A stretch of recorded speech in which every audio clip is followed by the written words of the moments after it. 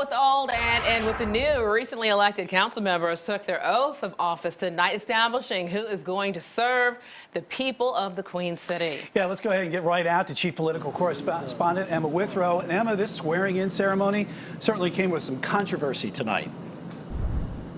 It always seems to happen, Brian. Yes. So after weeks of back and forth, the Charlotte City Council finally decided who they want their mayor pro tem to be, and they picked Democratic at-large Councilman Braxton Winston. Now, this actually came as a surprise to a lot of people because usually the mayor pro tem is the person who gets the most votes in the election, and that was Dimple Ajmera. So it went to Winston. A lot of people were shocked in the audience, but I want to talk to you guys a little bit more about what this all means going forward. So right when Mayor Lyles opened up the floor for a motion, Councilman James Smiddy Mitchell instantly nominated Winston. Now, his nomination was seconded by Councilmember Lawana Mayfield, and then right before it actually came to a vote, first-time Councilmember Marjorie Molina nominated Dimple Ajmera. Now, before anyone seconded that motion, Ajmera took to the floor and she said she would support Winston because she didn't want to divide the council. So here's what Winston and Ajmera both had to say about all of this.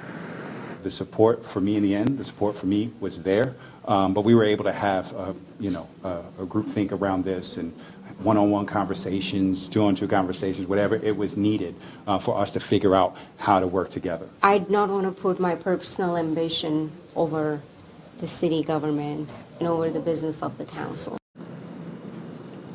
Okay, so there was another elephant in the council chamber tonight, and that was Councilman James Smiddy Mitchell's ownership of RJ Leeper, which according to state law made it illegal for him to get sworn in tonight, but nevertheless he did. So this is a long backstory, and I want to tell you guys a little bit about this before we get into the details. So Councilman James Smiddy Mitchell served on the council a while back for a long time. He then resigned to become the CEO of RJ Leeper, which is a big construction company here in Charlotte that does a lot of business with the city. So he resigned, became CEO of RJ Leeper, and then he decided to run for his old seat after he stepped down as CEO of RJ Leeper. So this comes with quite a lot of controversy, though, because according to state law, he's not allowed to sit on the council because he owns 25% of this company. So the state law says that a city council member can't own more than 10% of a company that does business with the city. As I said, Mitchell told us numerous times he owns 25% of RJ Leeper, which does a ton of business with the city, hundreds of millions of dollars of business with the city we're talking.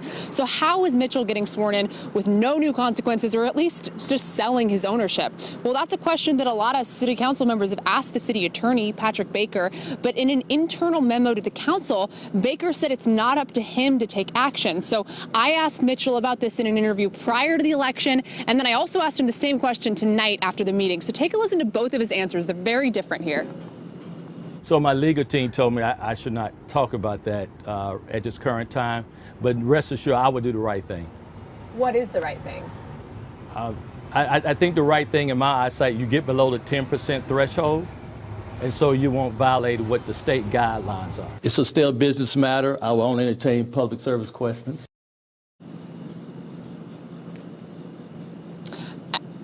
And so just to confirm, I texted Mitchell right before the meeting and I asked him, hey, is it still true that you own 25% of RJ Leeper? And he texted me back pretty candidly and just said, yes, it's true. Yeah, and Emma seemed pretty confident in that assessment there, too. And according to that internal memo that you obtained, it doesn't sound like the city attorney is going to take any action against Mitchell on this. So who is, if anyone? Yeah, one of the council members spoke with me on the phone earlier before the meeting, didn't want to be named, but they said that they were pretty shocked that this council member, Smiddy Mitchell, was sworn in tonight, clearly breaking state law.